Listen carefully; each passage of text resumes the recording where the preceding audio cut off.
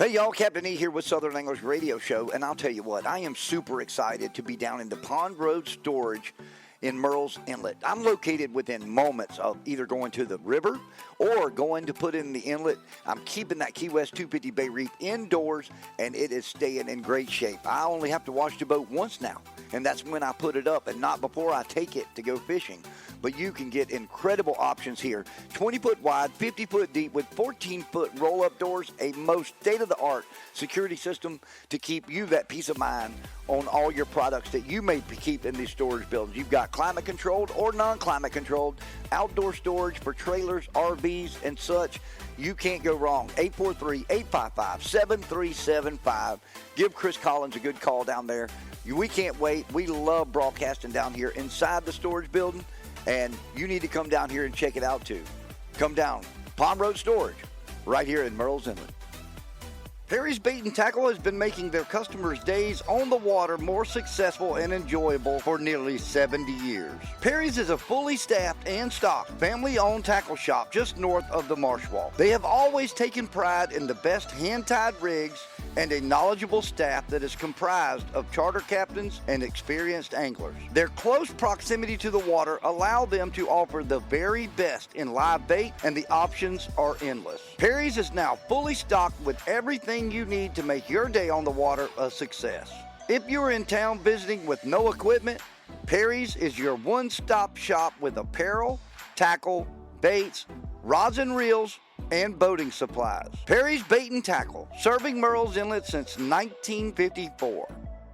Good morning, fish heads. This is the Southern Anglers Radio Show, and we are coming to you live via the Toyota Tundra Studio presented by Sparks Toyota, where the dealer's always in. And by Key West Boats and Marshall's Marine of Lake City and Georgetown, where every day is a boat show. Every day! And the Freedom Boat Club, where the boat is waiting. Hey, your boat is waiting, and by Monarch Roofing. And I'll tell you what, we also are coming to you live from Pond Road Storage. We are here in the Pond Road Storage Studio here in Murrells Inlet on Old Business 17. Isn't that it, Old 17?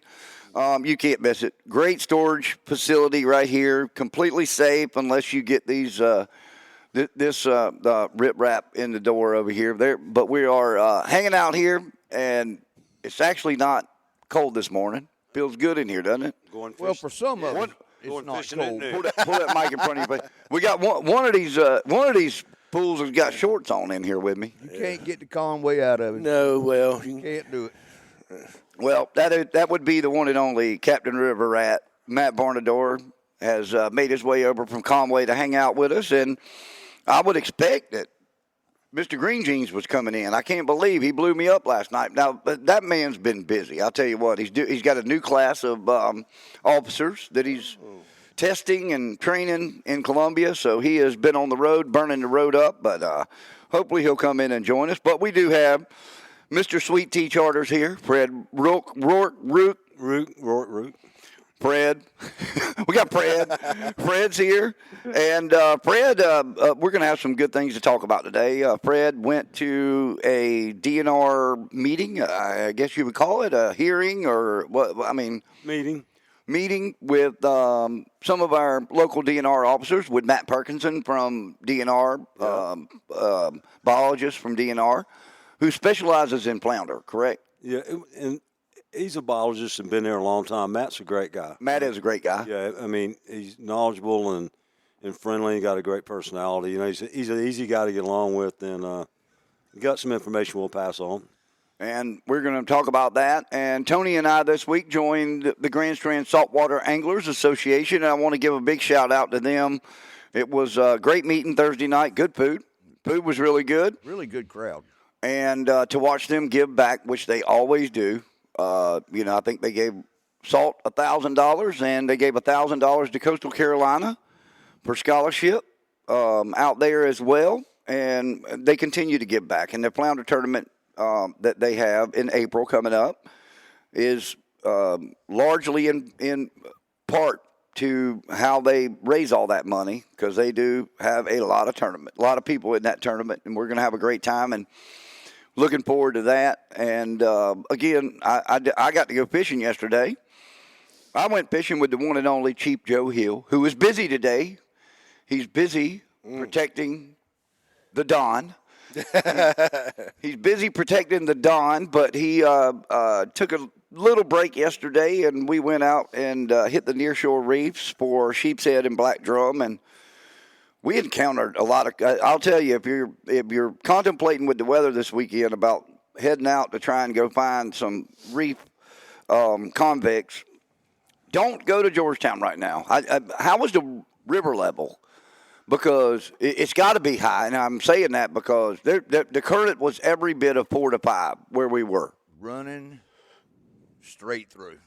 It's just running one way right now. But I crossed PD the other day, and it wasn't flooded, but it was up. I mean, it was rolling, muddy rolling. Conway seems to be pretty good though. Does it? So you're down. Well, that's good. It was So it's got to be coming down to PD. Yeah, that would be my guess. Water's running pretty good. We'd never lost falling current yesterday. It was headed south the whole time, and we went all the way down and fished. We rode down and actually looked at the bridges today, working on in Georgetown, which they are doing a lot of work. All I'm telling you is, if you're scared of heights, do not walk across that bridge. They have taken the concrete out now. It is cross beams on the northbound lane. All it is cross beams. And those workers are up there just hopping right along them.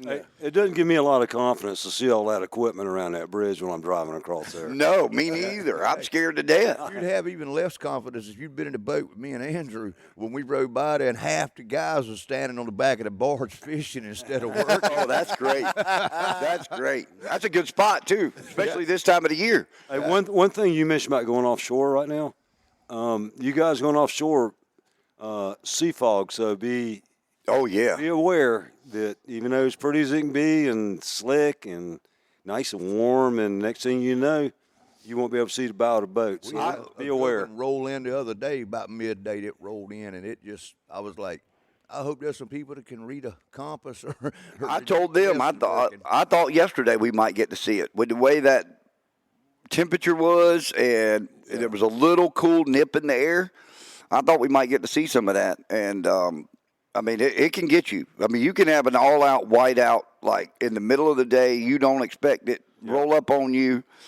And at that point, please, people, don't run wide open. Please. Because I'm going at noon, and it can get me. Yeah, you're going at noon today? Yeah, and I mean, it can get me this afternoon, in the bay. So you're fishing the tide. You're trying to get that tide. You got it. Yep. It made a good tide down there yesterday. It really had a good low tide down there yesterday. And I will tell you, be careful if you're running down to Waccamaw, and because, man, there's a lot of debris coming down right now. I saw that offshore. I saw that where we were. Again, I was 3 miles out the end of Georgetown jetties on the Georgetown inshore reef, and we watched piles of debris float by. Well, those bass guys going down the river this morning, they weren't looking for debris. No, I tell you. Well, they've opened the trunk dikes and letting the water out of rice fields, and they're flowing. So you're getting all that trash. Not trash, but all that grass or whatever you call it coming out. It's all floating out and coming out in the river, and you get used to seeing that, and then all of a sudden you see a clump, and you don't realize that it's hooked to a 40-foot tree floating down the middle of the river. So, So how about the fish? You catch any fish on this? Yeah, let's talk about that. Yeah, let's hear the river. This is going to be our freshwater report. Let's talk about the river. tough.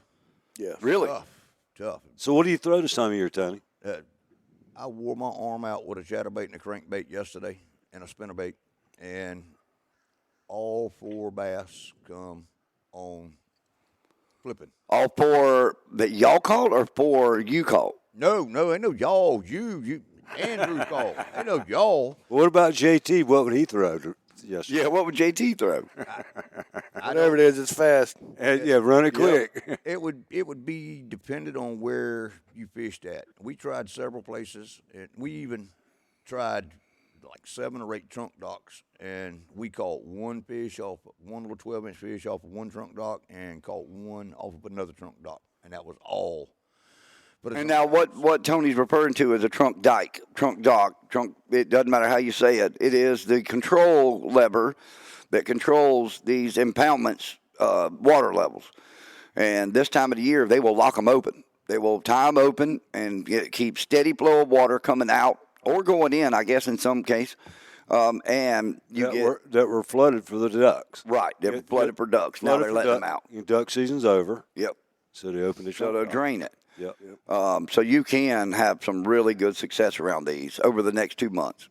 Really over the entire year you can at times, but the next couple months it'll be a great key spot where they're trying to get back in there to spawn. Yep.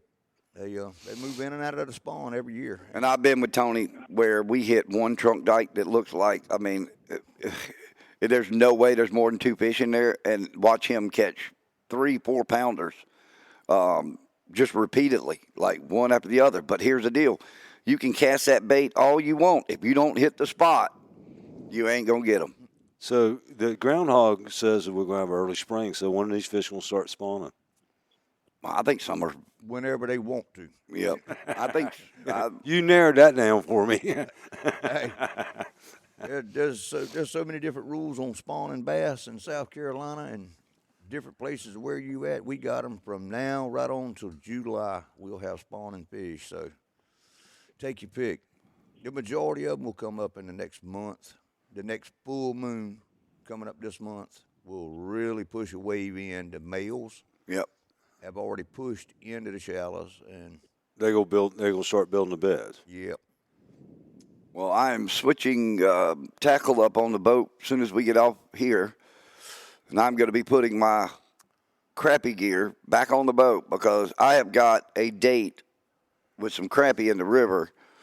I don't want to call it a date because I went to the date last weekend. They just didn't show up. They were being stingy. We'll put it that way. I'm familiar with that. Man, I'll tell you. And I was hoping Tommy was going to be here today because I really wanted I wanted Tommy to be able to talk about it. But that live scope lit up at one point in time so crazy. I sent y'all the picture. Oh, yeah, I saw the picture. It lit up so unbelievably crazy that I said, there's no way we're not just going to sit here and pound them. And I mean, I just got to the point where this is like getting ready to get stupid. And, of course, Tommy caught one in the first spot. Tommy did catch one in the first spot where I had caught him in the past. And then we go to the second spot, and me and my partner, Russ, continue to get tangled up, and he loses a rig, and I have to retie. And then Tommy is fishing nonstop, and I'm looking up at the screen going, oh, my gosh. And I'm just like, just getting crazy and antsy. And I look back up at the screen, and they're everywhere. And it's like the crappie are on the brush pile. And then when you pan around and you look, and then there's these big slobs that I know are bass sitting back off of it, and they're just sitting there going, look at this buffet. And we caught one fish there. Wow. One fish. So it goes back to that question. Would you rather know they're there and they're not eating? Exactly. Or not know they're there? That's what I said. I mean, that hurts you, man, when you know they're there. I thought about it all week. All week I have tried to decide what I did wrong. All week. I mean, one spot we could have done a couple different methods where we saw all the fish was going to have to be something on a float, because if we'd anytime we threw something that sunk, we got hung in the brush, and you'd break it off. But it would have to be something that would float with a bobber above suspended above the brush. Suspended above. Yes. But that's your problem with the fish. But then you got to see if they're willing to come up and leave it to go eat. We looked at them yesterday on the live scope. We went yesterday and we went Tuesday, and we found some crappie. And pull your mic up closer. There we go. We went through that little deal with watching them chase the lure and not eat it, and we found some crappie brush piles that was loaded up, and of course we wasn't crappie fishing, but right, they was there. So well, last week I had a trip on Saturday last week. Go in a spot, sent you a picture of me holding a fish, right? Yep. Or my angler. That fish was awesome. All right. The one he sent us, that big fat redfish. Yeah, well, that was all right. Well, that spot. This time of year, you and I both know there's not one fish there, and I don't have a live scope. I'm still old school, but we caught that fish like first few casts, right?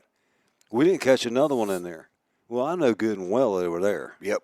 I mean, they were there. They were not eating my offers. I mean, it was cold and northeast wind blowing 20 and all that, but There's no doubt in my mind there was fish in that locale. I couldn't get them to eat. Well, they wouldn't touch it. I seen the same thing yesterday, and that is the only thing I could attribute it to that it could have been. Of course, the water was so muddy you couldn't see 6 inches deep.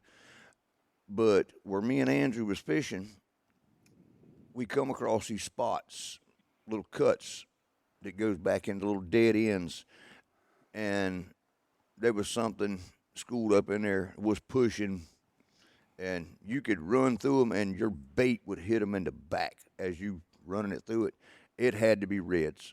There's no question in my mind it had to be redfish. He did catch that striper right out in front of one of them, but it was 3 or 4 different spots in there we was at, and you hit this little dead end pocket, and you throw back in it, and all of a sudden it just the water would erupt, and they just come flooding out. And so, Eve, when you were doing that, you like using a lot of different colors? Changing weight on jigs, changing colors, going from live bait to artificial. Doing live bait on jig head, live bait on hook, live bait from the tail, live bait from the lip. I mean, just everything possible. But I'm going back today because I don't think I spent as much time. Tony and I like to. We've had more success, I think, with the live bait, hooking it through the tail, getting it to swim away. Right. So I'm going to try that. I'm going to try that. So. Well, those fish have to eat sometime. Is it you could have been timing during the day or tide or that kind of thing? Would that dictate what happens? You know, if you think about it, you said the same thing on Saturday. If you think about it, Saturday, I think the isobar, I think that pressure was not doing what we wanted to do. If I'm not mistaken, wasn't it falling? Yeah, because the weather was coming. Yeah, and so then it was dropping. I went back Sunday to the inlet to catch trout. I went on Sunday to go catch the trout that I've been catching. Went to the same spot at the same tide, and where you tore the trout up. Yeah, like the day or before, right? Days before. Went back, and there was another boat there. He and I sat side by side. But it was cold. I'm just going to say Sunday was cold. I had to drop Russ off. I had to drop my dad off. I took everybody back, and then I went back by myself. We caught 7 between the 2 of us, and I lost 2. Had 2 pop off the hook, but we caught 7 between the 2 of us, and we sat there for 2.5 hours. Like literally, we should have caught probably 25, but I don't think they weren't biting. And I'll tell you because I could see them on live scope. Well, I could see them swimming through. Right. And they're feeding on Menhaden. That Friday, it was pretty. And it was slick. But then Saturday it came up and started blowing northeast with the weather coming. And that weather went south of us and had the northeast wind blowing, so it was all mixed up. Yep. So, but the fish you were talking about on the crappie, those fish are going to eat sometime. They're going to eat sometime. We've been using, the boys and I have been going. And because you went crappie fishing the same day we did. We like to beat up dock pilings. That's what we like to do. I don't like, we do ride and look for brush piling and stuff like that, but we got so many dock pilings up on our end. I like to go and fish those. And we vertical jig. I tie a double rig. They're about a foot apart, just so it helps me find that depth. Yep. Sometimes they'll hit the top jig, sometimes they'll hit the bottom jig. Yep. But I'm using these little small, and I love artificial. How far apart are they? They're a foot apart. A foot apart. And on an arm of about what, 3 or 4 inches or longer? Okay, 3 or 4. But it's on one of those loop knots, so there's a lot of freedom. Yep. So it moves. I don't have it cinched down, and we're using those small shad minnow baits. Yep. The artificial, the Bobby Garland, baits. Yep. I got a friend of mine who's just the crappie killer out there. He's got it figured out, but he's casting to them. He's using the same, but he's using a spinner bait. Pulling back with those things, but we go in vertical jig. We just sit there on those pilings and we vertical jig over. By the way, that Bobby Garland bait, you got it at the store, don't you? Yes. Yeah. So what's your favorite color? I like the shad. The shad with red natural. Flake. Natural. Yep. Shad with red flake in it. That's what I like. That one thing you can get into with crappie, there's a million different colors. Yeah, the colors. Good God. You look at some of those guys and they got 3 and 4 tackle dividers, all full of different colors. How much of that is to hook the angler? You know what? 80%. those we were talking about this in the shop the other day. A lot of these baits are to catch the angler, not to fish. Right. You know, 90%. But I've been watching. I've got through the power of Facebook. I've become friends with a guy out in Texas, and he is a big time crappie fishing. Terry Etzel. Well, I don't know his name. No, his name's Russell. It's Okay. Russell, but they call him Slab Nasty on the Facebook. Well, we went and fished with. We went and hung out with one of the big Texas crappie guys, Terry Etzel, and you should follow him. He catches. Well, he's tying his own crappie jigs. I mean, Okay. like flies. Right. You know, like somebody would tie a fly, and it's not. They don't look like anything that we're using around here. All ours are soft plastic, stuff like that. But no, these are feathery, really and vibrant colors. Yep. So I was like, maybe I'm gonna grab some of them and give that a shot around here. That's where we can get Daniel to start making some of those. And see Yeah, what you get somebody to make some, and I can always pull feathers off my parrot and give you some different colors. don't worry, me and the senator are going to have some peacock feathers soon, very soon. Well, I'll tell you what. I know we got to go to break. Jenna, are you there? I am. You're not asleep, are you? Super Jenna, keeping things straight back in that Sparks Toyota Tundra studio, and we're going to go to break. And when we come back on the other side, on March 2nd is the National Seminar Series presented by Saltwater Magazine and George Poveromo, and we've got quite a few of our incredible group here that'll be speaking there. And George and I got together this week and did a podcast, Trilogy Outdoors podcast episode, and I wanted to save George the work this weekend, having to get up and join us. So we had a great segment talking about the seminar series and how you can get involved and how it started. And we're going to play that when we come back on the other side of the break. But don't go anywhere. This is the Southern English Radio Show on the Gator 107.9. For nearly 10 years, we have loved being involved with some of the best businesses along the Grand Strand and promoting them, their services, and their employees. And Monarch Roofing is second to none. If you're looking for any roofing needs, commercial, residential, our friends at Monarch Roofing want to take care of you. You're looking for affordability, you're looking for the fair pricing, you're looking for honesty, they are who you want to call. If you visit monarchroofing.biz, you can find out more, but let's talk about all the things they do in the community, along with keeping us all dry and safe at home. Roofs for Troops is an incredible group where they're putting new roofs on top of veterans that can't afford it. This group does golf tournaments, fishing tournaments, and everything else to raise money, and we are proud to be a partner in that and hope to help them over the next couple of years continue to grow this.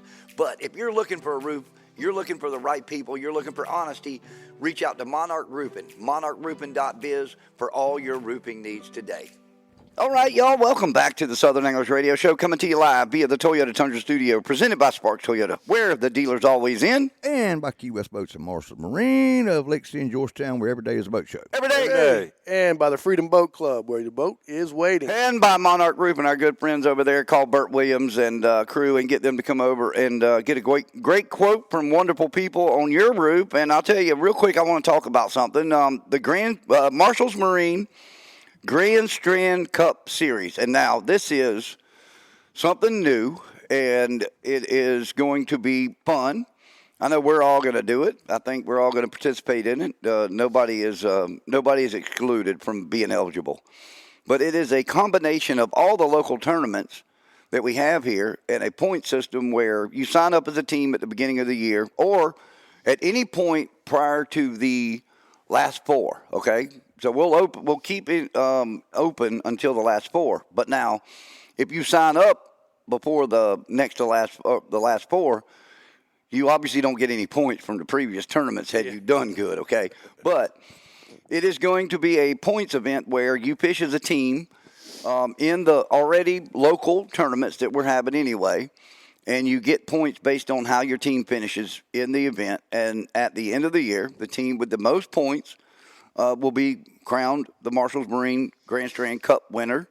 We'll be doing all those awards in January at the Grand Strand Rodeo Banquet, and there's cash involved. You will win cash. You're going to win.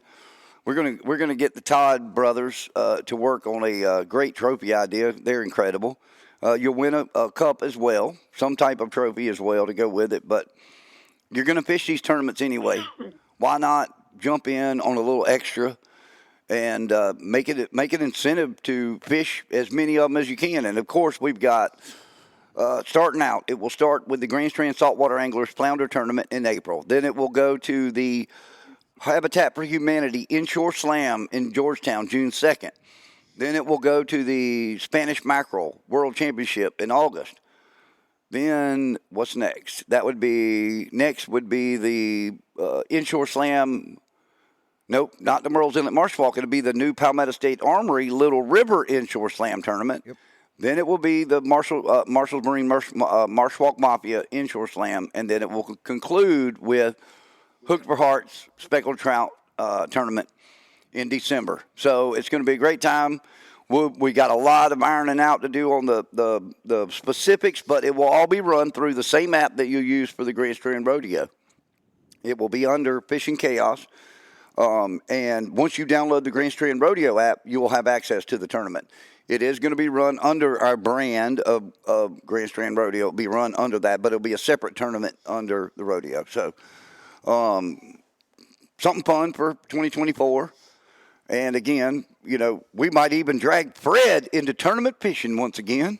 Yeah, I'm going to try to get the chef out there. Yeah, Chef, I know you're listening, so here you go. Chef, you have done a good job of hiring a ringer. We know that. You've already got a ringer on your team now. Not hiring, just a partner. Yeah, partnering up with a ringer. Now, here's the deal. We'll get Fred. Do we have his boat listed yet? Is it for sale? Mm-hmm.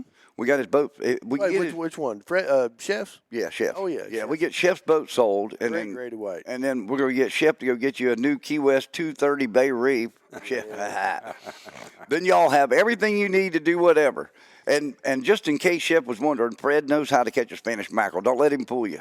Don't let the fact that he's got spots on the side of his head like a redfish fool you. I would say, since we're going to do the radio show from the boat that day, or try to. Yep.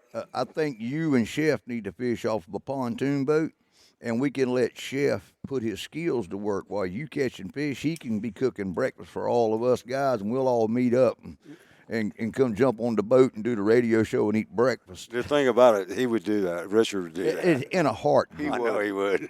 He would. I love him getting introduced at the fishing club meeting the other night, and of course, Dave Rapp did an incredible job introducing him to everybody and letting them know who he was. And once you meet Chef, I mean, you don't forget him. I mean, just an absolute gentleman, nice, very nice guy. And believe it or not, for him to be from California, he fits in pretty dang good right here. He tickles me because he gives you a qualifier right out front about who he is. About who he is, he does. He qualifies it. He does. He makes sure. Don't think I'm one of those. Confused. Don't confuse me with typical California. Yeah, with fruits and nuts. Yep. Yeah, exactly. He does. So he does. I'll tell you what. Hey, I'm guessing that the traffic in Conway is pretty crazy. You got to drive back through it. I didn't think about that. Oh, man. It was already nuts coming down 544 this You morning. might want to take the long way home. Oh, man. Yeah. I was just reading where the county police is posting When are they shutting the road down? it didn't say they were shutting it down. It was just said expect delays. yeah, you might go through Georgetown to go home. No kidding. Yeah.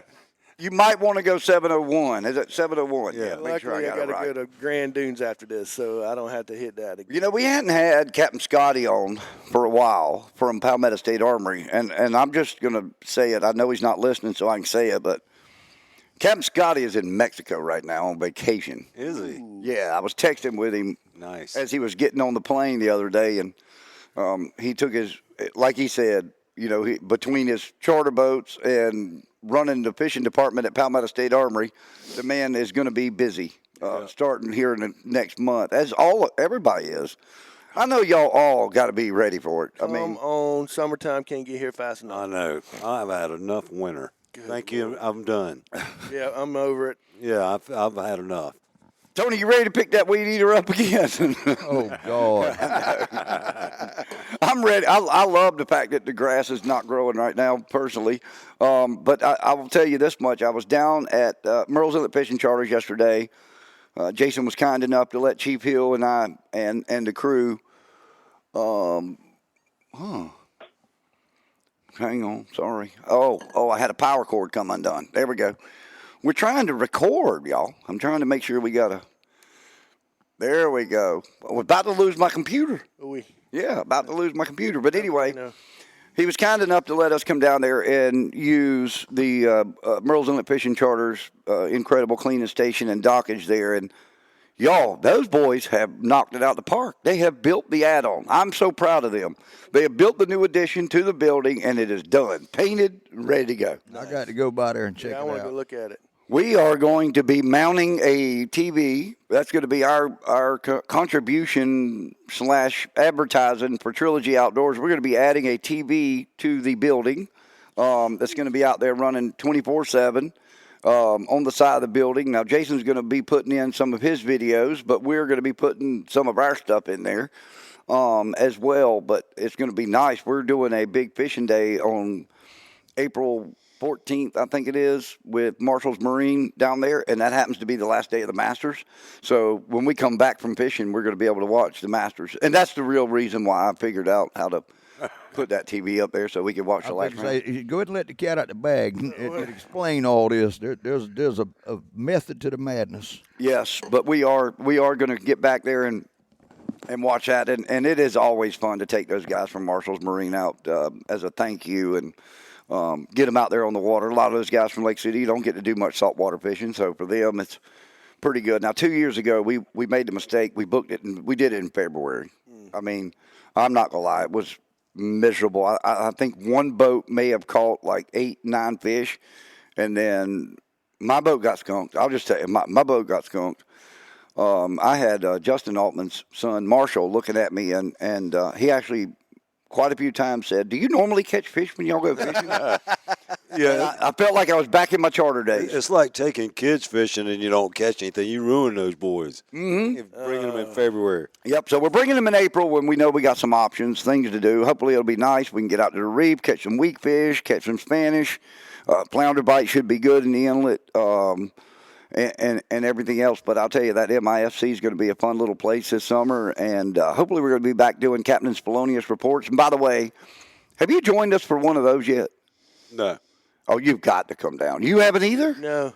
Okay. So, yeah. So Captain Spolonius report is another brand of Trilogy Outdoors. And it is the truth behind charters. Ooh. Ugly, whatever you want to call it, it is the truth. We couldn't play most of it on here, that's for sure. Yeah. But it is all the stories from behind the scenes on charters, and to hear it from these captains' mouths are awesome. We've got a group of captains from Southport that want to come down and join us. We're looking forward to having them. I know we've got some guys from Little River that want to come join us, but we started it, despite the fact that it is at MIFC, we started it to be a voice for the charter captain to tell the truth about what happens on charters. You know, being a charter captain is all fun. it is all fun. It's all no work. fun. What are you talking about? What do you mean? All you do is fish all day? Mm-hmm. Yeah, that's right. I've had people say I just live a vacation. That's right. Yeah, exactly. I do love when I hear people complaining about pricing, and then I look at other prices, and it's just like, wow, you're really going to complain about a guy taking his knowledge. Now, for the most part, we're going to say 80% of the captains, okay? 80% of the captains taking their knowledge out there to put you on fish, to make sure you have fun, and to entertain you while you're on the water. But yet, there's other things that you'll spend far more money on, and it's wasted. And not run aground in North Inlet going through Jones Creek. Yeah. No man's friend. Yeah. Well, how much is that worth? it's worth a lot. It's worth a lot. How much is them licenses and insurance It's on and on, stuff bud. that you have to pay every year and all the permits, because they're not like just me going and jumping the boat and taking my buddies fishing. No, y'all don't get that pass. Y'all have a lot of guidelines that y'all have to follow. Well, the other night Strictly at the meeting, we're talking about reports. We have to file reports every month on our fishing activity and what we did. And if you go 2 months without reporting, then a game warden will show up at your front door. He will. You'll hear. Hello? Knock, knock, knock. You haven't filed your reports, and they give you that look. But that's just part of it. People don't understand the overhead involved in being a fishing guide. There's a lot. I mean, if you own a boat, you know it's expensive. Well, then I've got all those expenses along with the liability insurance and the taxes and the and on and on and on and the How many boats do you have? We've got 2. You've got the flats Flats boat and is the set up pontoon. and the pontoon. Yep. Yeah. We've got 2. So yeah, it's it's a chore. I mean, I don't regret it by any means. You know, I enjoy doing it, but I'm going to have to do the I call it the application dance here soon to renew my captain's license. Yep. And that is unbelievably a PETA. Yep. Yeah. Yep. And when I renewed mine 2 years ago, it went to Honolulu, Hawaii. Jeez. That's where my renewal went. Wow. All right, but then your medical goes to West Virginia. I just got my med card back. So, I mean, and it doesn't come back to you in one piece. It comes back piecemeal from this department, that department, this And then you department. put it together. But when you originally become a captain and apply, you go through this long process to do that. Well, when you renew, you go through the exact same process. I think the only exception is you don't have to have another captain sign off for you. Other than that, it is the same process, and it's costing you money to do it. And that is a booklet that we have to fill out. It is. I mean, good Lord have mercy. I mean, it Not to mention just the stress of what you have to go through dealing with people. Because I've been saying it a long time. There's a fine line between being a fishing guide and just a high-paid babysitter. Yep. There's a line there, and Well, it can get crazy every now and then. And just the stress of knowing you got 6 people on your boat, and you responsible for them. Mm-hmm. You being responsible for my family, Yep. my kids, my wife. Yep. That to me, that's worth all the $600 I could pay you every day of the week, brother. Yeah, Without any of your other expenses, just knowing that you're there to look out for the best interests of my family. Absolutely. And get them back safely. I You can't put a price on that. I've made the comment many times pulling up to the ramp. Well, I left with 3 and I came back with 3. So everything, No, that's our everything's joke. around. That's our joke. Everything's good. That's our joke. Yep. I mean, before we head out, we always say, hey, I tell them, my main goal, my main purpose is safety. Is to get my crew, my passengers, my vessel back to the dock safely. Theirs is fun, and I want you to have fun. But I've canceled trips. We get out there and my thing is we hear thunder. We're gonna turn around. I'm not being out there in the lightning. I'm not doing it. Yep. I will refund you 100% of your money, but I'm just not going to do it. Right. I don't. I have a policy that I don't leave in the rain. No. I mean, you're gonna get on the boat and I'm gonna run BBs in your face starting out. I don't do that either. The weather, it doesn't matter what they say. I call the weather. Yeah. Because like you said, we were responsible for them, and there's times I get spooked and it doesn't work out. Then there's other times I've been out there and run back and could have stayed, but you got to err on the side of. You got to err on the side of safety. And you don't take but one time for that one thing to go wrong to where you have a lifetime of regrets behind you to live with. Yeah, I mean, I've got to run back around hopcall and stuff, and it can get cut off. And I mean, I've got some friends and Debbie do where we've gone and sat in their house for 2 hours in a thunderstorm, just because I couldn't run back to town. But yeah, you're responsible for these people's lives, man. It's and I'll tell you, it's fun, but it's serious. we laugh and joke about some people that are getting into charters and have gotten into charters, and the fact that they don't have the experience, not only just fishing but in boating, to do it. But we all know that there's loopholes and there's ways you can get through the captain's class and such. But when it comes down to it, at the end of the day, you have a huge responsibility with getting people back safely. And just above and beyond fishing, to heck with catching fish. Yeah. It's getting them back safely. And I just think there's some out there that just don't have any idea what they're doing. And I mean, I could name them, but I'm not going to. no, we're not going to. But there's some out there that don't know what they're doing, and think because they called, they got lucky and caught a nice fish at Belky Bear that all of a sudden they're captains. Do you know Tony looks funny in that chair, doesn't he? He's the Looks like the king. king. He's royalty. Throne.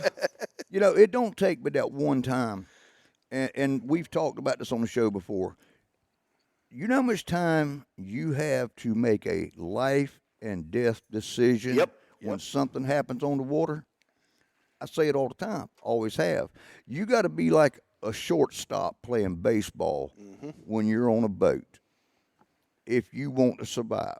Because if that one thing goes wrong, you have to be asking yourself, what am I going to do if the ball comes to me? Exactly. If you don't ask yourself that in a boat, you can make that decision that will end your life or somebody else's just in a millisecond because you wasn't thinking of the scenarios that could happen. You know, what if we take a wave here? You know, what if engine cuts off, we get washed to the rocks? You have to ask yourself, what am I going to do if this happens? Yep. And if you think like that, you can go out and you'll be safe 90% of the time. Well, one thing I do that people, I know that I don't say anything about it generally, but I never take my bow line off. It's stretched out on the deck. And I know people were like, I wonder why you didn't put that line up. Well, if the ball comes to me and the boat's upside down, the boat's not going to sink. Nope. But the boat's upside down and we need to get up on the hull. Well, that bow line is going to be a great assist to jank your butt up on the boat. Yep. There you go. And it's just something that I've always done I've never used that. And pray to God you never have to. That's right. I've never had to do that. But if something happened and we end up upside down in the water and I need to get these people up on the boat, it gives them a way to pull up. And so I just keep the bow line on the boat. It gives them something to grab a hold to keep from getting washed downstream away from the boat. Yep. I mean, it's just, and thank you for thinking of something like that. It's things normal people don't think about and see. But if you don't ask yourself, what if the ball is hit to me? Do I throw it to home? Do I throw it to the pitcher? Do I throw it to second base? Do I throw it to the outfield? I mean, and you got everybody who thinks differently. Well, we hit on this last week when Mr. Green Jeans was here. You know, I had an incident years ago before I was a captain. We were out for a day on the water, and that Type 4, that throw. Yep. It stays right beside me. I can grab it right there because I came up on a boat, and those of you listening last week, it was capsized. One guy could not swim. He's in the water with no life jacket on, and He's going to drown you. he's going to drown me. I grab my throw, and I toss it to him, and he gets on it. And then luckily I had a guy on the boat, and he went in the water and helped him, you know. And so that's always stuck in my head, and I always keep that throw right beside me. I've got one in a hatch, but as soon as I open the hatch, it's the first thing there. Yep. Is the throwable. I mean, if I open that hatch, I don't even have to look. It's boom, I'm on it, and it's out. So, And it's right beside where you're driving. right, yeah, it's within reach of me. See, that's I'm at the within wheel. reach, and I mean, to me, that is readily available I had a young Coast Guard guy said, "You're supposed to have your life ring on the deck." Yeah, I'm like, where? where do you want me to put that exactly? Yeah, and where's it going to go when I'm running 40 miles an hour? So, well, the guy that was running the boat says, "Man, no." He's like, "Cool out, man. Just cool out for a minute." I was fortunate when I bought my G Money. It's a mud brown 1710 aluminum boat. It didn't have seats in it or carpet or anything. And the first time that we went out in the boat, me and Shannon and the kids, we went over to Paul's Island, put the boat in. Well, I don't know if you know how hot the deck of an aluminum boat gets. Yes, sir. Yep. I got out in the water and jumped up in the boat and sat down, and I heard my ass sizzle when it hit on the metal. And since that day, I don't have seats in my boat. I ride on my boat cushion. Yes, sir. So just throw your seats away, and you can just sit on your boat cushion. It's always readily available. Right Just letting y'all know, we're getting a lot of great responses. Sergeant Pardue, thank you so much for listening in, brother. But we're getting some great responses to the topics that we're talking about. But I know we got to go to break. And real quick, I want to mention a couple things. Habitat for Humanity, our good friends down in Georgetown, are having Tees for Keys golf tournament on February 22nd. 9 a.m. registration, 10 a.m. shotgun start. If you want to get in touch with Jacob Rigopoulos, please get in touch with Jacob Rigopoulos and get signed up. I believe he's got a couple teams left open. I'm actually, just so y'all know, I'm actually going to record an hour of the radio show for that Saturday. I'm going to be there at the golf tournament. I'm going to record with Bob Saganti, my good friend, head pro and director of golf at Caledonia and True Blue. Bob's going to sit in with me, and actually going to have my dad and a couple others sit in with Jacob, and we're going to record an hour of the show that day. But that is at beautiful True Blue Golf Course, and for I think it's $125 per person, or $500 for the team. You will be treated to lunch, breakfast, drinks, golf, all kinds of prizes. It's worth it for a great cause. So I'm going to share this flyer once again on our Facebook page, and you can scan that QR code to get signed up, but y'all come down there. The other thing is, Tony Blowfish, Fishhead Tony, whatever you call him, we want to wish him a happy birthday. Happy birthday. Next week, he is 77 years old, finally. Double hockey sticks. I'm just kidding, buddy. Anyway, happy birthday to the one and only Fishhead Tony. He's really upset because he can't call us anymore like he used to, so he doesn't like this remote thing. But he does have my cell phone number, so I get texts from him. But anyway, happy birthday to one and only Fishhead Tony, and let's go to break. Jenna, you ready? Yes. All right, we're going to go to break. We come back on the other side. We got some great other local happenings going on that we want to talk about and promote, and we'll be right back. This is the Southern English Radio Show on the Gator 107.9. Freeman Boat Works and Trilogy Outdoors are proud to announce the addition of Freeman Boat Works to our family of incredible partners. Billy Freeman and his team at Freeman Boat Works epitomize the American dream. From building the first boat in Billy's backyard to a 150,000 square foot state-of-the-art manufacturing plant over the past 15 years, they are building one of the most sought-after boats in the U.S. and beyond. These incredible fishing platforms are built in South Carolina and are second to none in stability, speed, and performance overall. These catamaran designs are engineered not only to get you to the fish fast, but comfortably too. Years of refining designs and pioneering the modern performance fishing catamaran is why Freeman Boat Works is the #1 choice for some of the biggest names in the fishing industry. If it's long runs in the Gulf or the Carolinas, or days you can go fishing in South Florida when most center consoles stay at the dock, Freeman Boat Works is at the forefront in all categories. For more information on Freeman Boat Works and their 6 available models, visit www.freemanboatworks.com. Redefine your expectations. All right, fish heads, welcome back to the Southern English Radio Show. Hey, that's called the pause for the calls, right? Yeah. Okay. Anyway, the reason I was doing that is because I wanted to make sure I was recording. I got you. All right, anyway, we're back, and we're coming to you live via the Toyota Tundra Studio, presented by Sparks Toyota, where the dealer's always in. But we are sitting in the beautiful Pond Road Storage Studio, enjoying this beautiful sunlight out there, and Tony is sitting in the throne. And speaking of thrones, Tony, tell me about that boat manufacturer and that boat company that should be sitting on a throne, and who are they? Key West Boats, Marshall Marine, Lake City and Georgetown, boat show every day. Every day. Hey. And by the Freedom Boat Club, where your boat is waiting. Hey. They might have some people wanting to come down there and find their boat waiting. I know. I get to meet with Karen Berry this week. I'm super excited to meet with Karen. Karen is so awesome, and y'all, we love hearing her. You know, everybody has heard the Freedom Boat Club. Yep, exactly. Rise in the morning. Everybody's heard that spot, and it is a great spot. She's a nice lady. And there is an incredible need for Freedom Boat Club. They do a great job, and they supply service that a lot of people need. And I don't care what. Not every one of us is programmed to take care of a boat. No. And if you think about like yesterday, I got back from my 6 hours on the water, and honestly, like the work just started. Right. And Caleb Hartley, Captain Caleb, I want to give you a huge shout out, thank you, hug, whatever it is. Caleb took half the fish and said, give them to me. I love cleaning fish, and helped me clean all this fish. But, half the work starts. Then you got to clean the boat. Then you got to get everything off the boat. Then you got to, for me. That's the fun part of being a captain. Yeah, that's the fun part. Yeah, that's the fun part of being a charter captain. Yeah.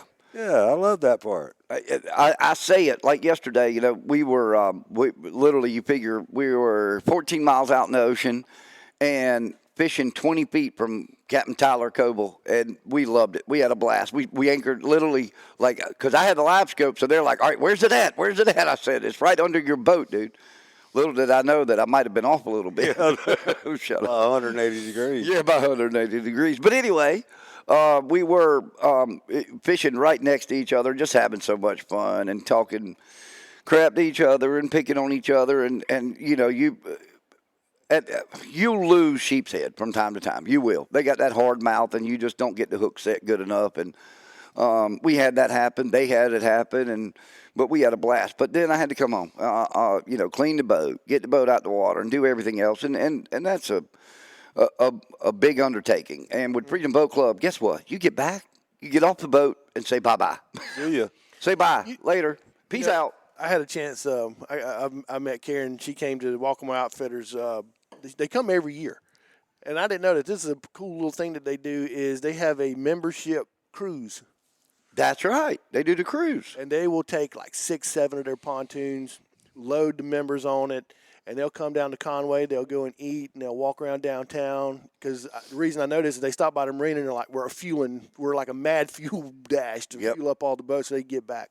And then they strike back out, man. That's a cool little deal they got going on. Yep. That is great. That's a great deal. And you can enjoy that, too, by joining Freedom Boat Club of the Grand Strand. But when you join Freedom Boat Club of the Grand Strand, you're joining Freedom Boat Club everywhere. Yes. That's another big part of it is, you know, if you want to go on those trips and head down to Florida or head wherever, I mean, inland, you got lakes. You got plenty of places that have Freedom Boat Club on the lakes. Absolutely. It's great options, you know. Again, some people just aren't cut out for boat ownership. And, I mean, they're not. It's stressful. It's stressful. I don't even own my boat, and it's stressful. I'm just saying. I would be more stressed with that than I would have owned it yeah. outright. So I got a preaching to this week, and it was a very kind preaching to. And I think we all agree that probably for us in saltwater, the key time in which our rotors on our brakes and our axles start to break down is not from anything other than the minute we put the boat in the water, while we're on the water, and then when we get back, because that salt sits on that. Yep. And I was made to promise, okay, let me be honest. I was made to promise that I will get a 4-gallon backpack tank sprayer and keep it in my truck, and I'm going to try Salt Away. If you've seen the ads for Salt Away on Facebook or social media, I'm going to keep it mixed with a combination of the concentrate of Salt Away. And every time I park the trailer, or whoever parks the trailer, which is normally me if Tony's with us, when I park the truck, I'm going to get out and spray the axles off. Yes. Spray them off really good. And then it brought an idea. Like, why do we not have somebody with a trailer with a tank on it that sits up there in the parking lot, sits right on that thing and rinses? Hey, you want it rinsed off? $5 here. $2, I don't care. Yep. I'll rinse off your trailer. I know a guy, I won't say who he is, but he's my brother. And, I won't say who he is. Bless his heart. He was selling his boat. Nice boat. Beautiful Key West. Guy was coming. We were going to go take it to the landing and run it for the guy. So I go down there. He wanted some help. So I go and hook up to it, and I went to pull off. It wouldn't move. And I'm like, what in the world? Now, this is a 3-year-old boat. I mean, this is a newer boat. Yep. It don't take that long. And I said, what's wrong? Okay, maybe the tongue stuck on the trailer. Nope. The brakes were seized. They were welded to, because he didn't rinse it. Yep. I'll jump in at WD some, and at the end of the day, I stopped by Wakawachi. I dunked the boat back in. That's not a bad idea. That's a lot of people do that. I go dump it in, start the engine up. So there you go. I flush the engine and get all the salt water out of the trailer. Will it give me another 3 months probably? Yep. From all that effort. But you're right. But it's just like Merle's Inlet. That's like ocean water. And then I'm going to take it to the river and I dunk it in. And, I don't know. It seems like it's. Well, I'm going to tell you, I'm blessed, being right here. I can go to the inlet, go hit the water, go do whatever, and then run right down Watchusall Road, go dump it in. Right. and then come right here to Pond Road Storage and put it up. And you know, the thing I love is that when I go to use the boat, I don't have to worry about an hour and a half of my time washing it before I can go use it after I washed it and put it up. A lot of folks do. You know, when you're sitting it under trees and everything else, I mean, it gets terrible. So, but there's lots of options over here, and y'all have seen the parking lot's pretty busy here. Everybody coming and going over here, but a great storage facility. The Elvis family, Elvis Services here at Pond Road Storage can take care of you and get you in. If you want climate control, they got it right there across the street. You know, we'd love to have that. That would be nice, but that's a little above our pay grade. Hey, don't they have like a batting cage right Yeah, that's here? the boys all over there practicing right now. Yeah, they got a batting cage in there. I mean, it's private, but it's owned by an individual, and all the kids from the baseball team get to come over there and practice year-round. Well, that tells you how much room they got. They got a batting cage in there, for the Lord's sake. Well, I mean, you look in here. We got This place is huge.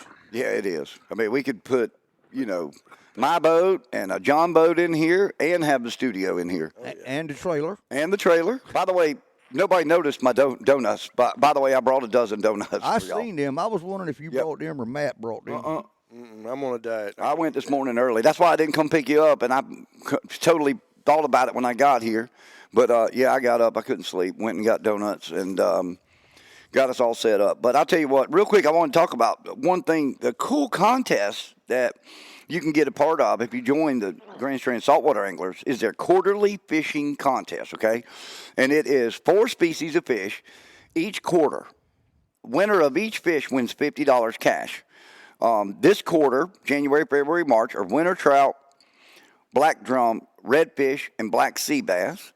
In the spring, it'll be flounder, redfish, bluefish, dolphin. And the summer, July, August, and September are flounder, Spanish, weakfish, and king mackerel. And then in the fall fiasco are redfish, sheepshead, black sea bass, and weakfish. Really good species to get out and target. And, you know, if you're going to do the rodeo, you might as well sign up and do this too, because most of these species are going to be covered in the rodeo during those months as well. But $50 cash for each win, and I got an objective. My objective is to see how many of those I can try to win. I'm leading black drum now. That 5.34 was what it was. Took the lead for the month so far, but I'm going to go chase a speckled trout. By the way, I know where some big ones are right now. What else has been going on? Anybody else got anything to cover? Matt, you got to go show a boat today? Is that where you're going? Yeah, I'm headed up to the Grand Dunes. We got a boat that somebody's wanting to look at. We got a lot of great listings, a lot of good listings. Center consoles, we got some cabin cruisers, you name it, man. Now, you were saying that the boat market kind of seems to have slowed a little bit? It seems to have slowed down some. You know, we are getting some phone calls on some boats. I'm not doing a whole lot of showings right now. I'm hoping things are going to pick up, you know, and they will. They will. It's just not time of the year, really. And it is going to start picking up. I think we got a lot of people just shopping right now. Well, I'll tell you, we don't talk politics on here, but I'm just going to say, it's an election year, and we all know that crazy things happen in an election year, huh? Yes. And with recent findings, people are a little more nervous about election year. Oh God. Some people aren't nervous because they don't even know what's going on anyway. Yeah. Ignorance is bliss sometimes. Anyway, all right, I said I'd stay away from that. Let me stay away from that. Well, we'll talk about DNR. Let's talk about this meeting. So y'all had what they call them scoping meetings or something, or would that be right? Basically, it's an annual meeting that this is pretty good. They need to do before the busy season with DNR. And you had Matt Perkinson, you had Garrett from the new Saltwater Division, Right. Saltwater Marine Division of DNR here. Yes. Is it a combined unit between Horry and Georgetown, or is it just Georgetown? No, it's both. And I tried to nail him down at these.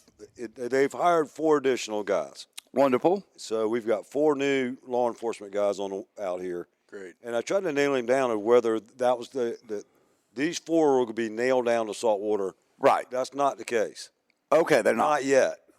Not yet. That's kind of a goal, but these guys are trained. Have gone into training, and they got additional training, and they are also training to where they can work in federal waters.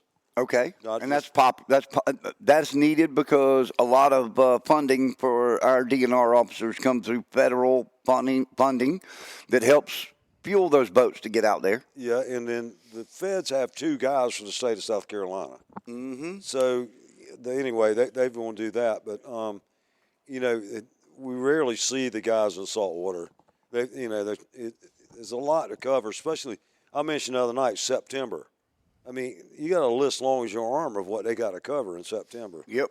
I mean, it's unbelievable how much. Oh, that last 2 weeks of September when you got shrimp, alligator, doves, duck, doves. yeah, and you got teal season, and Yep. you got deer season, and you got they got a lot to do. But but one thing Matt was talking about the fisheries and what's going on with the fisheries, and part of it, he has some graphs up, and these guys are scientists. So, they look at data and they can put that into a graph situation to make sense to a Yep. fish head.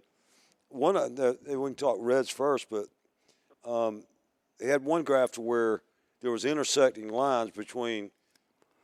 They had years. Try to explain this where it makes sense saying it. They had years listed for like the last 30 years, and the amount of fish that were kept, like redfish that were kept, and it's a descending line down to where there's very few redfish kept now. And then there's another line on how many are released, and it is climbing. So, there's catch and release is popular. But one thing that's a question in DNR's mind is when you have reports of how many fish are caught, that how many of these fish have been released and getting caught again. In other words, if you were taking them out of the system and you were still catching big numbers, you wouldn't catch a fish again. Right. You understand? If that makes sense. You're right. So recapturing the same fish over and over again is not an indication that the population is going up. If that makes sense. It makes a lot of sense. Yeah.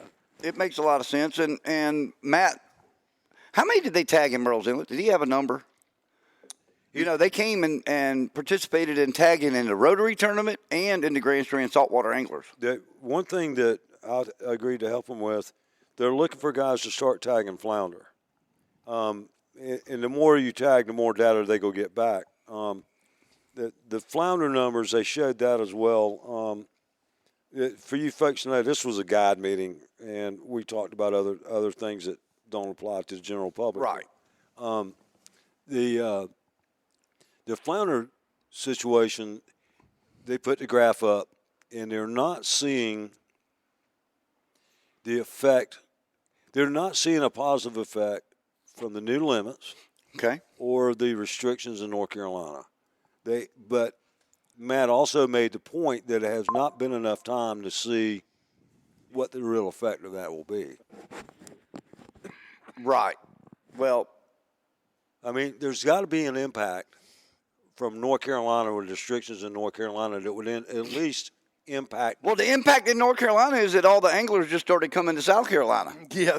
And that was brought There's up. the impact. That was brought up by one of the captains.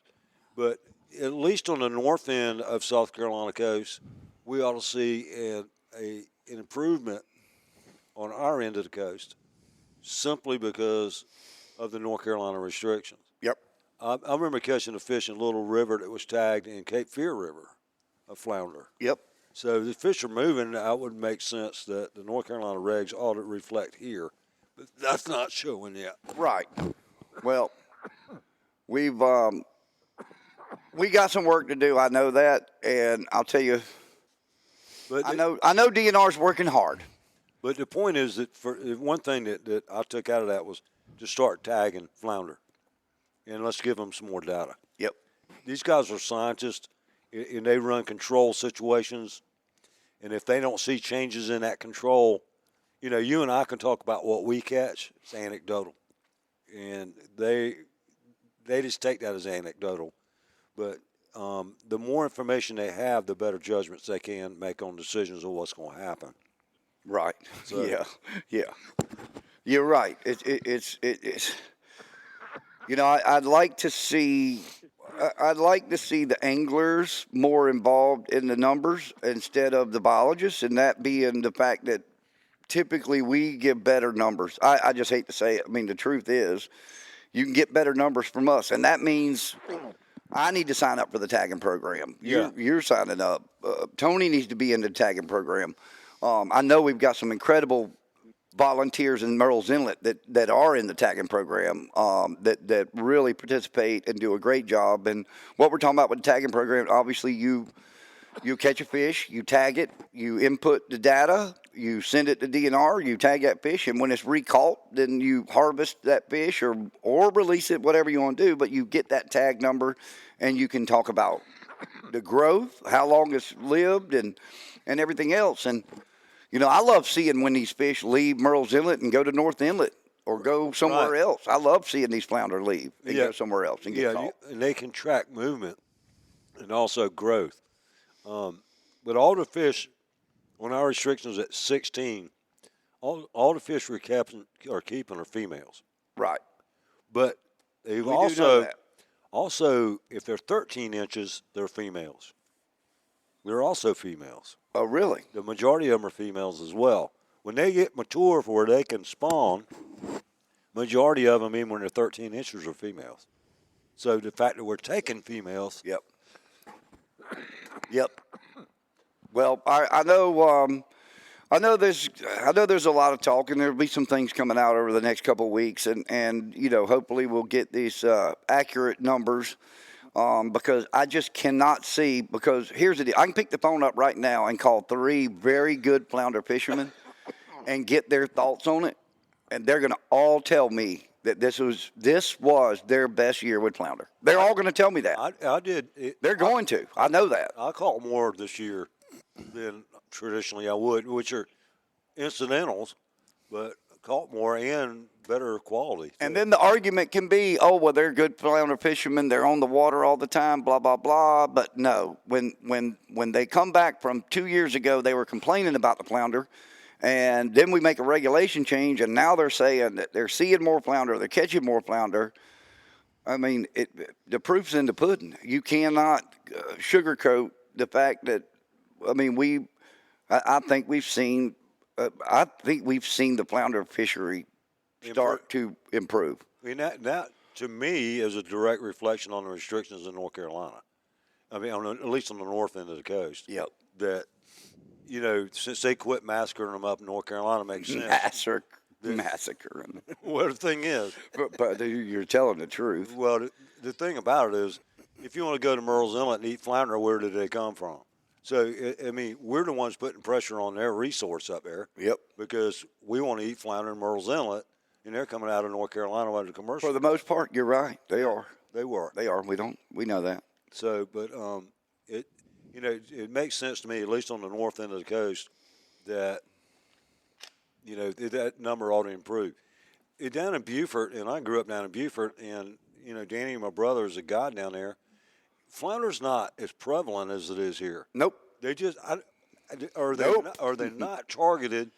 I have gone with Danny, and we smacked the flounder at the southern tip of Fripp Island. They've got rocks down there, like jetty rocks, to protect the end of the island, and we sat right there and smoked the flounder. You know what I mean? But they're not targeted. Right. There's, the guys that are troll or the guys buying all these minnows and stuff, you don't see that in Beaufort. You just don't. So it's not, if you're sampling Beaufort, it may not show you as good a sample. I don't know. But there's so many people fishing inland, not right at the ocean. You think about Pawleys and Litchfield and Merle's Inlet, you got immediate feed off the ocean.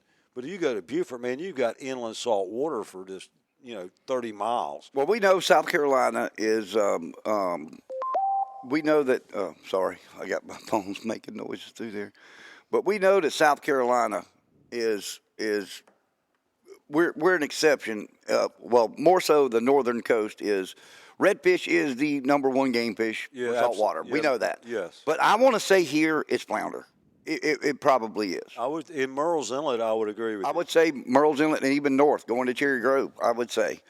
And those places should be very important on the radar for DNR. Well, sure. I mean, I think that's something that is close to the proximity of North Carolina. That would seem to me to be the appropriate place to do your sampling. Yes, exactly. Well, it should be. If you're going to get data, wouldn't you rather get it where if that's how you're getting your data, it's going through individuals at the boat landing coming in, you checking them. Well, they do that. I mean, you've seen her around. And Oh yeah, we get Bridget. Yeah, yeah. I mean, everybody knows Bridget by name now. You know, Yeah. they know her on a. That's just such a small fraction of what's going on. Thank you. You know, it's cool they're doing that, but I mean, you're only touching such a small amount of 1% maybe. That's what I'm thinking. It's got to be like that. And what we're talking about is the number of people that get sampled or, surveyed when they Right. come back to land from being out fishing, and the fact that it takes 10 to 12 to 15 minutes to do survey a boat, and how many boats come out the water and go right past them while they're Right. surveying that one boat. Yeah. And in what if, Merle's Inlet, 20. what if you pick that one guy that just doesn't have luck or has no bad Skill, yeah. Yeah, so you get numbers from him, and you've let 10 guys go by you that know what they're doing, that catch fish. That there's got to be some equation in there that balances out accuracy in that survey. Well, the thing about it with, being on the Marine Advisory Committee, we used to hear all the data from these guys that are doing the research. And Excuse you. get a shot here. Get a shot. Yeah, but you used to get PT. you get the surveys and you got to see the numbers that we don't get to see. Yeah, we would see the science, and the scientists are very controlled in the way they do things, and they want to repeat the same thing over and over, which is why they do the trammel nets like in Winyah Bay. They historically look at a locale repeatedly over and over and over and over and over and over again, and over years you get a trend. You can see what's going on. So, but I don't know if they're doing that on the north end for flounder. I don't know if they have any Right. control studies to do that. I Well, don't know. But, they'll look at what you mentioned earlier, that the good flounder guys, the good guides that are good flounder guys, it's anecdotal. It's just they don't take that doesn't come into their equation and into their numbers. It just doesn't. I mean, they do take our reports as one resource. What they do on their own is a resource, and what they do when they do the surveys at the ramp. right. So, anyway, we discussed that, and the trend that they showed us did not show any improvement in the flounder numbers. That's what I saw Thursday evening.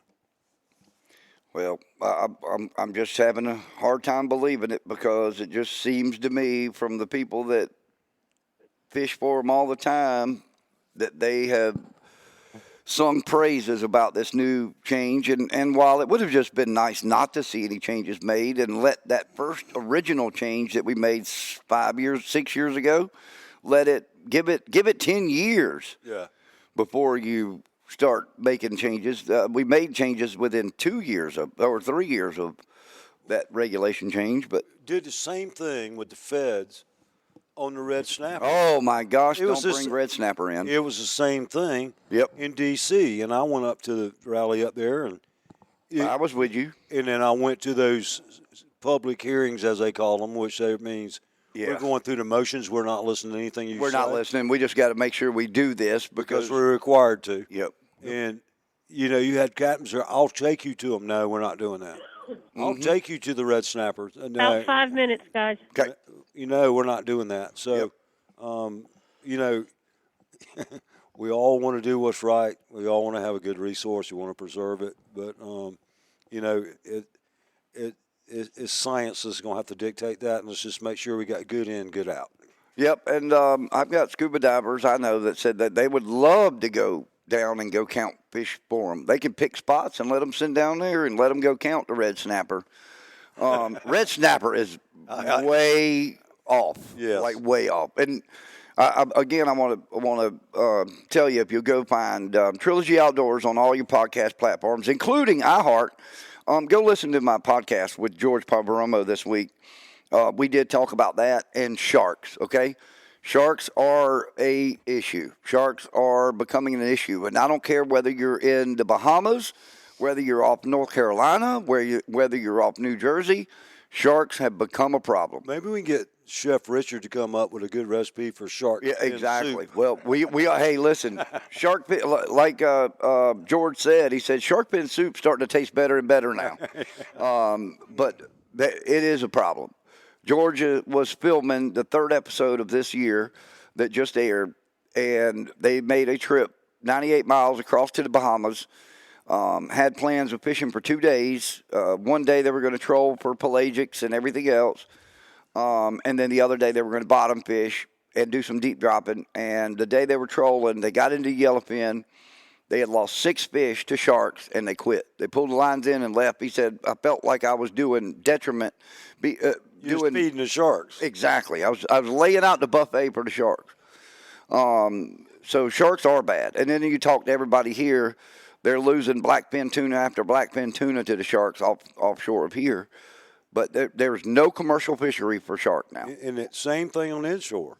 The same thing is going inshore. That came up in the discussion Thursday night. Yep. Oh, it did? Yes. Yeah, y'all are having a nightmare with redfish. I mean, the black-tip sharks, they'll gnaw them off on the gill plate and, 12-pound fish, no sweat. I mean, the mouth on that shark is a foot wide. Yep. I mean, he could take the meat off your thigh without any effort whatsoever. So, I mean, this is in a creek. So it's even prevalent there. Tarpon fishing in the inlet, I've seen them so thick you could sight cast whatever species you wanted. You could have sight casted, nope, I want to catch that brand because they were all there. Yep. I mean, it's unbelievable how many sharks we've got. Well, I'll tell you, what's everybody's plans? Don't know how many sharks we got. What's everybody's plans for the day? Anybody going out to? I know we talked about this. Nobody's going to see Trump, are they? You're going fishing. I'm going fishing. Fred's got a charter. Tony's got to go work on a car. I'm gonna work till You're going to 3. sell a boat. Going to hopefully sell a boat, but I'm gonna work till 3:00, and then the boys are gonna have the boat ready, and we're gonna go fishing. There you go. You're going to the river. Going to the river. Okay. I'm going to go to the ocean. Hey, it's muddy and high, just so you know. Oh yeah. There's your report. There you go. I think I'm going to go to the ocean. I'm going to take my niece and nephew. My niece and her boyfriend, who just drove all the way back from Georgia again to come spend the weekend. I think I'm going to take him out. He suffered Sunday morning through miserable cold weather. Yeah.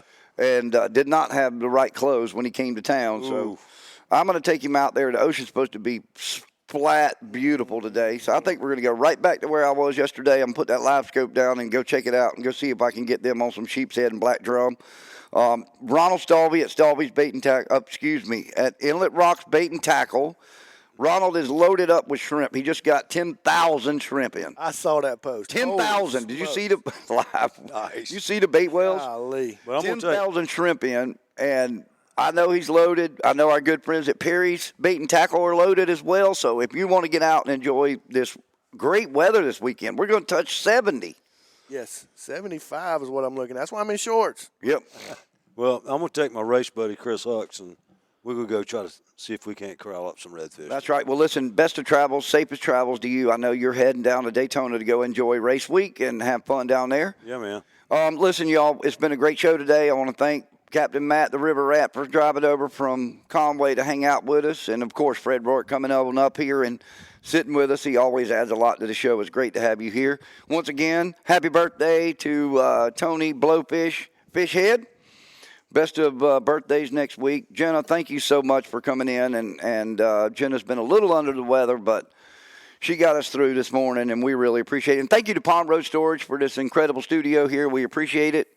On behalf of this crew, Jenna, you ready? Yep. All right. On behalf of the River Rat, Captain Matt, on behalf of Sweet Tea, Captain Fred, on behalf of Tony the Bassmaster Carter, Super Jenna back there in the studio keeping things straight. I am Captain E. This has been the Southern Anglers Radio Show on the Gator 107.9. Trilogy Outdoors Podcast is a product of Trilogy Outdoors Media. All views and opinions of our hosts and guests are not necessarily those of our sponsors. Trilogy Outdoors is produced and edited by Trilogy Outdoors Media. Be sure to follow us on all the podcast platforms as well as our social media pages on Instagram, Facebook, and Twitter. And also, don't forget our other brands, Southern English Radio Show and Walk 'Em All Outdoor Magazine. To find more information, visit TrilogyOutdoorsMedia.com. And remember, if it's anything dealing with fins, fur, and feathers, you're going to find it right here on Trilogy Outdoors.